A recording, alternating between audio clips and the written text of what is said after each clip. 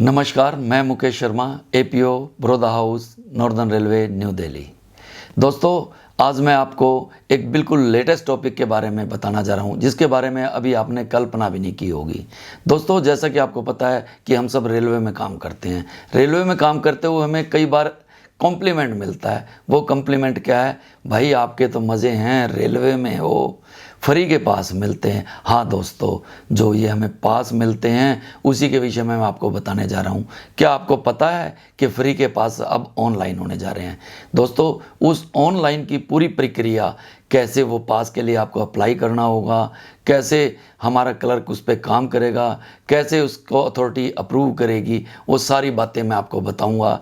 मेरा आपसे अनुरोध है कि इस सारी प्रक्रिया को जानने के लिए अंत तक इस वीडियो को ज़रूर देखें। Online pass system. दोस्तों, आपको पता ही है कि पिछले दिनों आपका सारा डाटा HRMS यानी ह्यूमन रिसोर्स मैनेजमेंट सिस्टम पर अपलोड किया गया था। और उससे पहले आप थोड़े दिन जाइए कि आपका उम्मीद नाम से कार्ड, जिससे मेडिकल फैसिलिटी आप लेते हैं, वो आपसे अपलोड करवाया गया था। उसमें आपने अपना और अपने परिवार उम्मीद यानी कि यूनिक मेडिकल आइडेंटिटी कार्ड, जो कि सभी परिवार के मेंबर्स का अलग अलग बना था, वो भी आपने अपलोड किया। दोस्तों, अब उम्मीद से HRMS पे आपका सारा डाटा पोर्ट कर दिया गया है।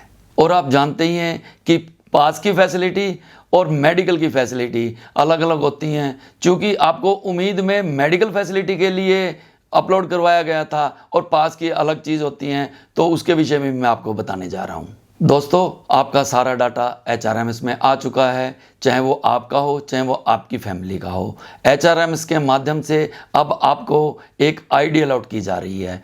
ID से आप अपना पासवर्ड अलग से बना सकते हैं।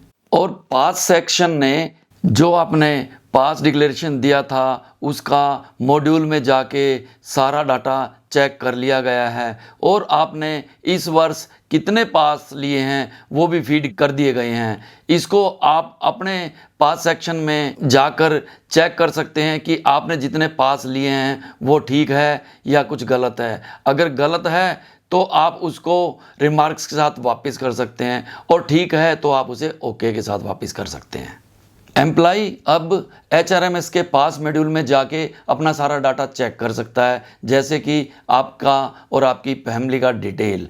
और पास क्लर्क ने भी आपका सारा डाटा फीड कर दिया है। अब आप उसको वहाँ पर जाकर चेक कर सकते हैं। चेक करने के बाद आप पास क्लर्क को ओके करके भेजेंगे कि हमारा ये ठीक है। अगर वो ठीक नहीं है तो वो आपको ही पावर है कि आप अपनी फैमिली का डाटा ठीक कर दें। जब पास क्लर्क ओके करके आपके पास वापस भेज देगा तो आप उसी के हिसाब से अपने पास में अप्लाई करेंगे। और हाँ, अगर पास क्लर्क उसमें कोई गलती पाता है तो वो रिमार्क्स के साथ आपको वो वापस भेजेगा और उसको आपको ठीक करके वापस देना होगा। जब आप ओके करके पास क्लर्क के पास वापस भेजेंगे और फिर अपना पास अप्लाई करेंगे, तब पास क्लर्क पास जनरेट कर सकेगा। और पास क्लर्क जब पास जनरेट कर देगा तो वो PIA के पास जाएगा, यानी कि पास इशूइंग अथॉरिटी के पास। उसके बाद वो उसको अप्रूव करेगा तो वो आपका पास जनरेट हो जाएगा। आपका पास जनरेट हो जाएगा तो आपके पास एक मैसेज आएगा कि आपका पास जनरेट हो गया है, और वो आपके पास आ जाएगा। और उस पास को आप चाहें तो डाउनलोड करके उसकी कॉपी भी ले सकते हैं, अन्यथा उस पर एक नंबर आएगा, वो आपका एक यूनिक नंबर होगा, उसी से आप आगे सब कुछ काम करेंगे, अप्लाई भी करेंगे। उस पास पर एक QR कोड भी होगा। दोस्तों, इसमें जब पास बन जाता है उसके बाद पास कैंसिल करने का भी प्रोविज़न है। और जिन कर्मचारियों का HRMS पे डाटा अपलोड नहीं हुआ है, उनका शीघ्र ही होने जा रहा है। अगर फिर भी नहीं होता तो उसको खुद को भी पावर होगी कि वो खुद अपना डाटा अपलोड कर सकता है।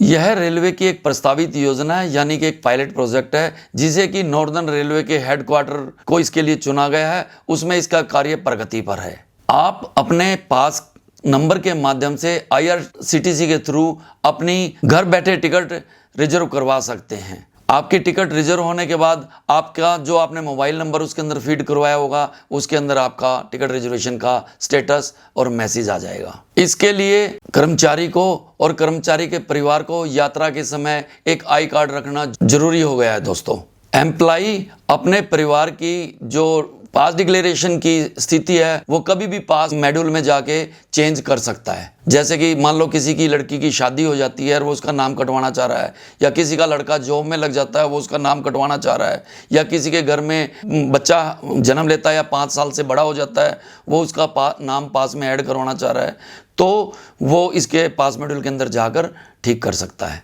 इसके अंदर सबसे स्पेशल बात ये रहेगी कि अगर आपने कुछ चीज़ अप्लाई की है और वो आपके डिक्लेरेशन से मैच नहीं करती है तो पास जनरेट नहीं होगा। उसके लिए पास क्लर्क आप अपना ऑब्जेक्शन लगाकर वो वापस एम्प्लॉय के पास भेजेगा और एम्प्लॉय उस रिमार्क्स को में जो कमी पाई गई है उसको दूर करेगा और फिर वापस अप्लाई करेगा। वो ठीक पाने पर ही पास जनरेट होगा। दोस्तों, इस सिस्टम में पास रूट भी सेट किए हुए हैं, ब्रेक जर्नी भी सेट की हुई हैं।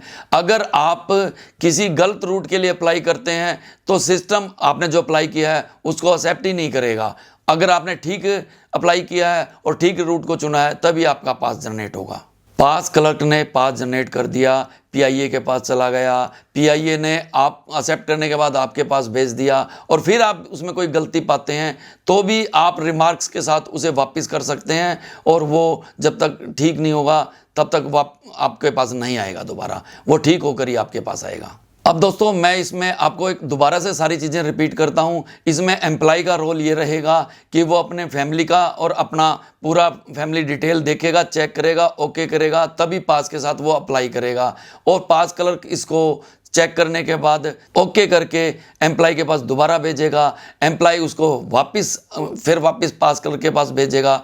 पास क्लर्क पास जनरेट करके पीआईए के पास भेजेगा और पीआईए जब उसको एक्सेप्ट कर लेगा तो वो आपके पास पास आ जाएगा। पास के अंदर एक बार कोड होगा दोस्तों और उससे आप अप्लाई कर पाएंगे। जब आप अप्लाई कर पाएंगे तो आपके पास टिकट का एक नंबर आ जाएगा। उसके अंदर जो कोड होगा वो टीटी अपने बार कोड स्कैनर से चेक करेगा कि वाकई आपके नाम का है या नहीं है, और वो जो आपके परिवार की फैमिली डिटेल के हिसाब से आपने पास बनवाया है वो आई कार्ड से मैच कर सकता है और इस हिसाब से आप आगे की यात्रा कर पाएंगे। दोस्तों, ये मैं आपको बता चुका हूँ कि एक पायलट प्रोजेक्ट है और नॉर्दर्न रेलवे में इसमें कार्य जारी है। इसमें जो मुख्य रोल है वो पी ब्रांच का रहेगा। पी ब्रांच इसका मेन एडमिन रहेगा और बाकी डिपार्टमेंट जो पास बनाते हैं जैसे मैकेनिकल डिपार्टमेंट, इलेक्ट्रिकल डिपार्टमेंट या इंजीनियरिंग डिपार्टमेंट, वो सब एडमिन रहेंगे।